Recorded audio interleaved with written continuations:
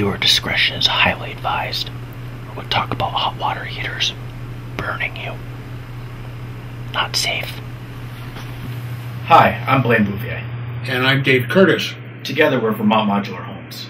We'd like to talk to you this afternoon about hot water heaters and how potentially they can be very dangerous for you and your family. Why is that, Dave? Typically, across the state and the nation, temperature of the water inside your hot water heater runs 140 degrees up.